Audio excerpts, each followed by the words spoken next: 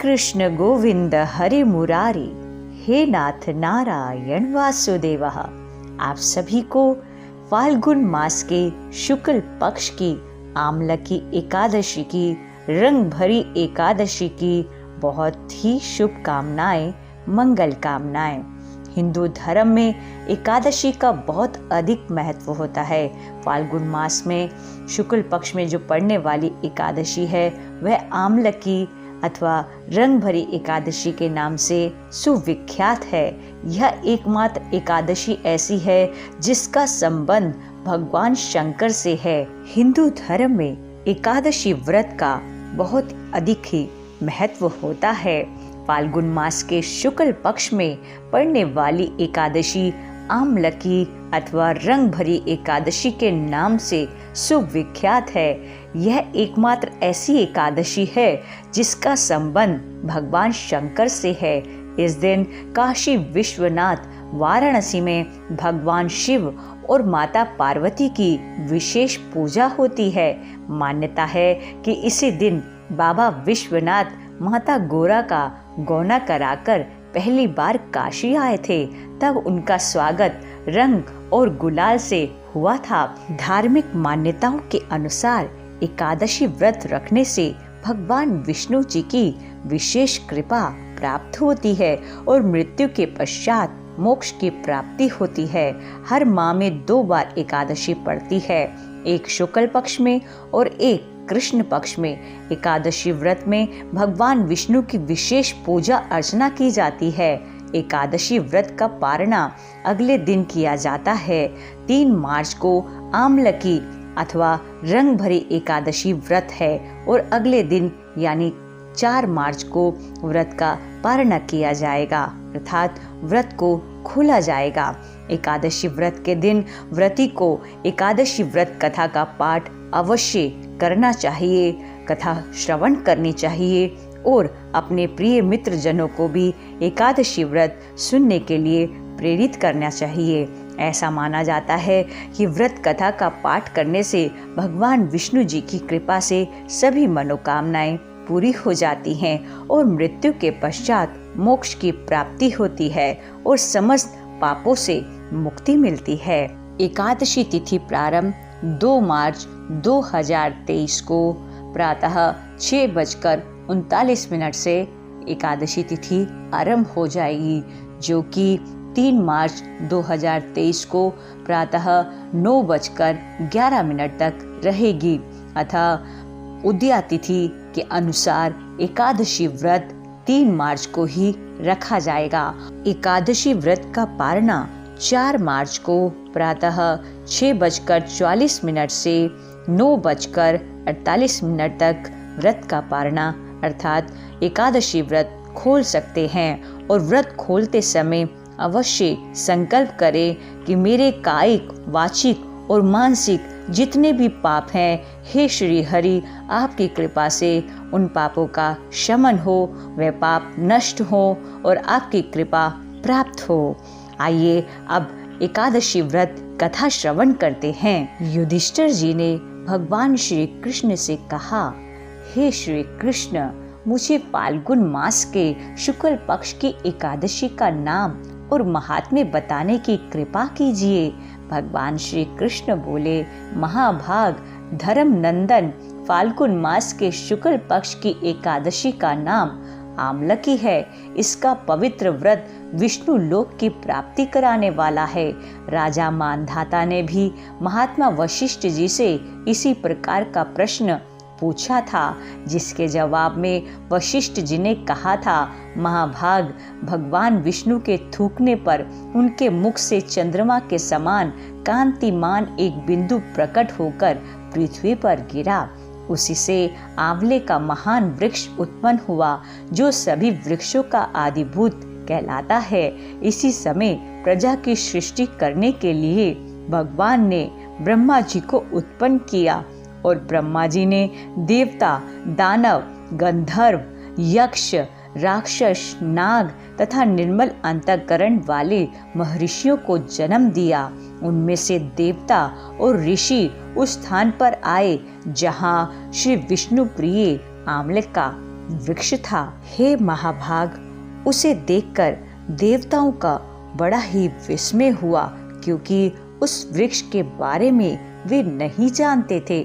उन्हें इस प्रकार विस्मित देख आकाशवाणी हुई, महर्षियों, यह सर्वश्रेष्ठ आमलक का वृक्ष है जो विष्णु जी को अति प्रिय है। इसके स्मरण मात्र से गोदान का फल मिलता है। स्पर्श करने से इससे दुगना और फल भक्षण करने से तिगुना पुण्य प्राप्त होता है। यह सब पापों को हरने वाला वैष्णव वृक्ष है। इसके मूल में विष्णु, ऊपर ब्रह्मा जी और स्कंद में परमेश्वर भगवान रुद्र, शाखाओं में मुनि, टहनियों में देवता, पत्तों में वसु, फूलों में मरुदगण तथा फलों में समस्त प्रजापति वास करते हैं। आमलक सर्वदेवमय है, अतः विष्णु भक्त पुरुषों के लिए यह परम पूज्य है। इसलिए सदा प्रयत्न पूर्वक आमलक का सेवन करना चाहिए। ऋषि बोले, आप कौन हैं? देवता हैं या और कोई? हमें ठीक ठीक बतलाइए। पुनः आकाशवाणी हुई, जो संपूर्ण भूतों के कर्ता और समस्त भुवनों के सृष्टा हैं, जिन्हें विद्वान पुरुष भी कठिनता से देख पाते हैं, मैं वही सनातन विष्णु हूँ। देवादिदेव भगवान विष्णु का यह कथन सुनकर वे ऋषिगण भगवान की स्तुति करने लगे। इससे भगवान श्री हरि संतुष्ट हुए और बोले, महर्षियों, तुम्हें कौन सा अभिष्ट वरदान दूं? ऋषि बोले, भगवान, यदि आप संतुष्ट हैं तो हम लोगों के हित के लिए कोई ऐसा व्रत बतलाइए जो स्वर्ग और मोक्ष रूपी फल प्रदान करने वाला हो। श्री विष्णु जी बोले, हे महर्षियों, फाल्गुन मास के शुक्ल पक्ष में यदि पुष्य नक्षत्र से युक्त एकादशी हो तो वह महान पुण्य देने वाली और बड़े बड़े पातकों का नाश करने वाली होती है। इस दिन आंवले के वृक्ष के पास जाकर वहां रात्रि में जागरण करना चाहिए। इससे मनुष्य सब पापों से छूट जाता है और सहस्त्र गोदान का फल प्राप्त करता है। विप्रगण, यह व्रत सभी व्रतों में उत्तम है जिसे मैंने तुम लोगों को बताया है। ऋषि बोले, भगवान, इस व्रत की विधि बतलाइए। इसके देवता और मंत्र क्या हैं? पूजन कैसे करें? उस समय स्नान और दान कैसे किया जाता है? भगवान श्री विष्णु जी ने कहा, हे द्विजवरों, इस एकादशी को व्रती प्रातःकाल दंत धावन करके यह संकल्प करे कि हे पुंडरीकाक्ष, हे अच्युत, मैं एकादशी को निराहार रहकर दूसरे दिन भोजन करूंगा। आप मुझे अपनी शरण में रखें। ऐसा नियम लेने के बाद पतित, चोर, पाखंडी, दुराचारी, गुरु पत्नीगामी तथा मर्यादा भंग करने वाले मनुष्य से वार्तालाप ना करें। अपने मन को वश में रखते हुए नदी में, पोखरे में, कुएं पर अथवा घर पर ही गंगा जल डालकर स्नान करें। स्नान के पहले शरीर में मिट्टी लगाए। मृतिका लगाने का मंत्र, अश्व क्रांते, रथ क्रांते, विष्णु क्रांते वसुंधरे, मृतिके हर में पापम, जन्म कोट्याम समर्जितम। हे वसुंधरे, तुम्हारे ऊपर अश्व और रथ चला करते हैं तथा वामन अवतार के समय भगवान विष्णु ने भी तुम्हें अपने पैरों से नापा था। मृतिका, मैंने करोड़ों जन्मों में जो पाप किए हैं, मेरे उन सब पापों को हर लो। स्नान करने का मंत्र, त्वं मातः सर्वभूतानां जीवनम ततु रक्षकम, स्वेद ज्वेद जना जातिनां रसानां पतये नमः। स्नातोहम सर्वतीर्थेषु हृदय स्पर्शवमणेषु च, नदीषु देवखातेषु इदम स्नानम तु मे भवेत्। जल की अधिष्ठात्री देवी, हे मात्र, तुम्हें संपूर्ण भूतों के लिए जीवन हो, वही जीवन जो स्वेदेज और उद्विज जाति के जीवों का भी रक्षक है। तुम रसों की स्वामिनी हो, तुम्हें नमस्कार है। आज मैं संपूर्ण तीर्थों, कुंडों, झरनों, नदियों और देव संबंधी सरोवरों में स्नान कर चुका। मेरा यह स्नान उक्त सभी स्नानों का फल देने वाला हो। विद्वान पुरुष को चाहिए कि वह परशुराम जी की सोने की प्रतिमा बनवाए। प्रतिमा अपनी शक्ति और धन के अनुसार 1 या आधे मासे स्वर्ण की होनी चाहिए। स्नान के पश्चात घर आकर पूजा और हवन करें। इसके बाद सब प्रकार की सामग्री लेकर आंवले के वृक्ष के पास जाए। वहां वृक्ष के 4 ओर की जमीन झाड़ बुहार लीप पोत कर शुद्ध करें। शुद्ध की हुई भूमि में मंत्र पाठ पूर्वक जल से भरे हुए नवीन कलश की स्थापना करें। कलश में पंचरत्न और दिव्य गंध आदि छोड़ दे। श्वेत चंदन से उसका लेपन करें। उसके कंठ में फूल की माला पहनाएं। सब प्रकार के धूप की सुगंध फैलाएं। जलते हुए दीपकों की श्रेणी सजाकर रखें। तात्पर्य यह है कि सब ओर से सुंदर और मनोहर दृश्य उपस्थित करें। पूजा के लिए नवीन छाता, जूता और वस्त्र भी मंगा कर रखें। कलश के ऊपर एक पात्र रखकर उसे श्रेष्ठ लाजों से भर दें। फिर उसके ऊपर परशुराम जी की मूर्ति स्थापित करें।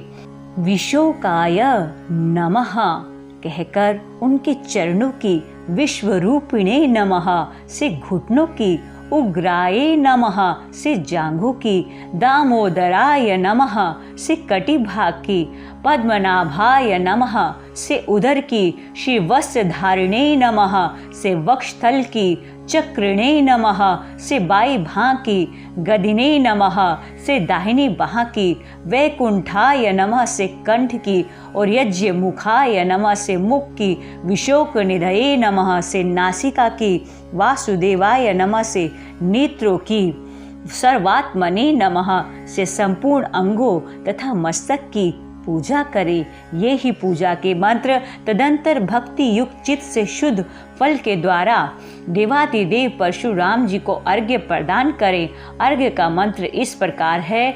नमस्ते देव देवेश जामदगण्य नमोस्तुते ग्रहणार्घ्यमिमं तत्मालक्या युतम हरे। देव देवेश्वर जमदग्नि नंदन श्री विष्णु स्वरूप परशुराम जी आपको नमस्कार है, नमस्कार है। आंवले के फल के साथ दिया हुआ मेरा यह अर्घ्य ग्रहण कीजिए। तदंतर भक्ति युक्त चित्त से जागरण करें। नृत्य, संगीत, वाद्य, धार्मिक उपाख्यान तथा श्री विष्णु संबंधी कथा वार्ता आदि के द्वारा वह रात्रि व्यतीत करे। उसके बाद भगवान विष्णु के नाम लेकर आमलक वृक्ष की परिक्रमा 108 या 28 बार करे।